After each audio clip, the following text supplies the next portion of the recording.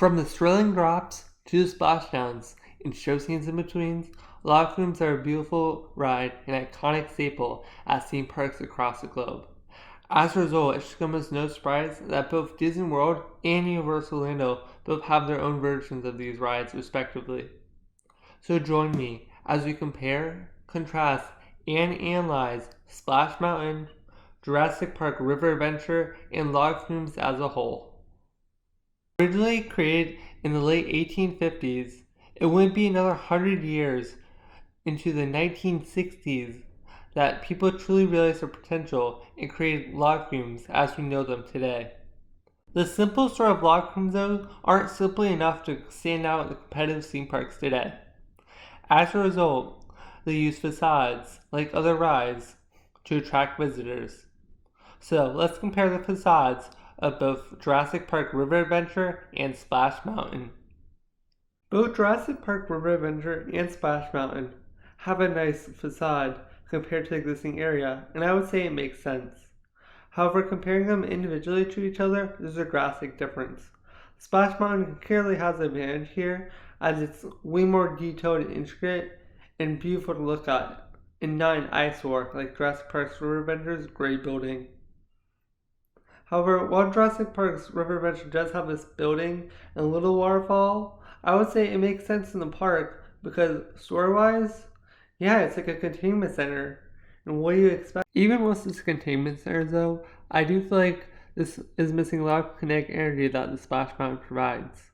As you can see, the Splash Mountain boats move around in several show scenes, go under a bridge, and just have the overall environment help better contribute to it. And for Jurassic Park River Adventure, I wish there was more of this waterfall. Like, why can't you loop around the whole building instead of just being on this one side of it?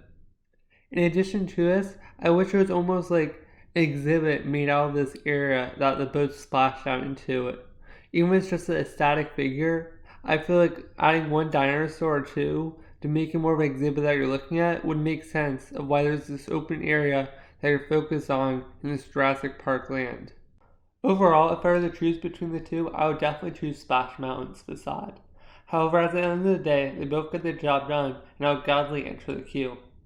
When entering the queue, though, there's another area where Jurassic Park River Adventure lacks compared to Splash Mountain. As while the River Adventure has this model in the beginning that you often walk by fast goes towards the entrance of the queue, most of it consists of just TV screens and like wooden poles. This is drastically different than Splash Mountain that has a whole barn that you enter, as well as several caves and show scenes inside those caves. After exiting the queue, you find yourself on the ride. Both rides are very well executed, and the victor is only won by a small margin. When doing the Jurassic Park River Adventure, you'll find yourself on a jungle cruise, exploring several dinosaur exhibits. However, as things go wrong, you find yourself in the near grips of a T-Rex before plummeting down to the water below. For Splash Mountain, you join Briar Rabbit as he takes you to your laughing place and journey across several playful scenes and show sets before eventually making yourself to the laughing place until you get caught in the story of Briar Fox trying to catch Briar Rabbit, resulting in you find yourself on this massive lift right above two vultures before plummeting down to the water below. However, all is not lost as you escape the briar patch and find yourself on a playful party full of a massive boat and the critters as you sing along the Zippity Doo song. One area where Splash Mountain definitely has the river adventure beat is the show scenes themselves, and most are very well detailed and consist of several elements as opposed to the one or two few dinosaurs in the river adventure. However, an area where River Adventure has Splash Mountain beat is the areas that are shown has great show scenes and kinetic elements. For instance, whether it's a dinosaur popping out of the water or the guy just bursting off in front of you. Another benefit of River Adventure is that the show scenes seem to be more one after the other, instead of scattered throughout, with landscaping to make up for the differences in between. Ultimately, I would choose River Adventure as the better ride. However, I think both are great and well executed, which funny enough also plays into the story of the ride, as both of these stories are great, but I feel like the Jurassic River Adventure story is more cohesive and makes sense instead of being like, we're going to the laughing place, but at the same time, there's this fox chasing after the rabbit. Another aspect of the story we like is the finale. As well as Splash Mountain, it's interesting seeing the fox get outsmarted by the rabbit. I feel like the overall drop going up to it is just two vultures talking, taunting us. This is drastically different to the river adventure. We come face to face to this massive T Rex before plummeting down.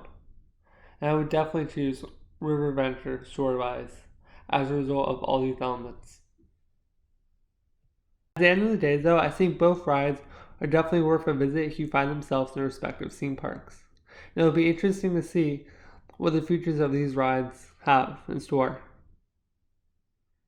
With that said, though, I'd like to leave you a little bit of knowledge and something to think about. As you may have noticed throughout this video, that both Splash Mountain, River Adventure, and Log Flumes as a whole have several elements that may have gone unnoticed. These ones are that these ride vehicles have wheels that help guide them and push themselves and don't just rely on the water alone. For instance, the drop, the water is just there for illusion, and the ride can be done without the water, as during that drop, they rely on the wheels. And when they do splash down into that single water, there's a divot in the front of the ride vehicle that would help reduce the splash upon guests, so there's not too much water splashing over, causing all the riders to be soaked, while also not drowning the vehicle enough where it would sink. So, what are your thoughts on all these elements? Make sure to let me know in the comments down below, and always, please subscribe for some more theme park analysis and comparisons here on Park Mind.